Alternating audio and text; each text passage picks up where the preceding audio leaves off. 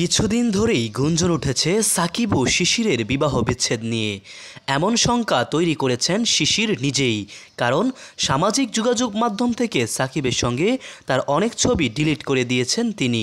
তবে বৃহস্পতিবার এক দীর্ঘ পোস্ট করে সাকিব পত্নী জানান তাদের সম্পর্কের কোনো অবনতি হয়নি, আর সকলকে পরিষ্কার করে জানিয়ে দিয়েছেন যে সাকিবের সঙ্গে ছবিগুলো ডিলিট করেননি তিনি। শিশির দীর্ঘ পোস্ট করে নানা বিষয়ে কথা বলেছেন। সেখানে তিনি প্রথমেই লিখেছেন, আপনারা হয়তো সাকিব আল হাসানের কেরিয়ার এবং পছন্দ নিয়ে ব্যক্তিগত মতামত থাকতেই পারে, তা আমি অস্বীকার করব না। প্রত্যেকেরই বাক স্বাধীনতা আছে, কিন্তু দয়া করে এটি আমাদের সম্পর্কের সঙ্গে মেশাবেন না।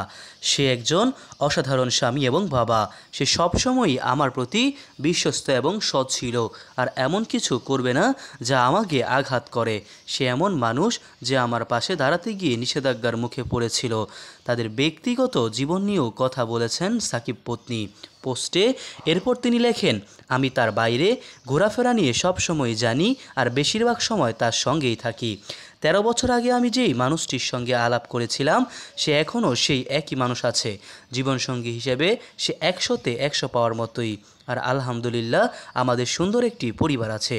স্ট্যাটাসের শেষে সাকিব পত্নী এটাও জানিয়েছেন সাকিবের সঙ্গে কোনো ছবি ডিলিট করেননি তিনি। শিশির লেখেন, আমি আমার কোনো পোস্ট বা ছবি ডিলিট করিনি, কেবল তা প্রাইভেট করে রেখেছি, আর ছবি বা পোস্ট কখনো কোনো সম্পর্কের বিচার করতে পারে না। এদিকে পাকিস্তানে পৌঁছে বুধবার প্রথমবারের মতো অনুশীলন করেছে বাংলাদেশ দল। কানাডায় গ্লোবাল টি-20 শেষে সরাসরি পাকিস্তান দলের সঙ্গে যোগ দিয়েছেন সাকিব আল হাসান। দলের সঙ্গে অনুশীলনও করেছেন বাংলাদেশের সাবেক অধিনায়ক। মোহাম্মদ সায়েম সরকার, নিউজ বাংলাদেশ 64।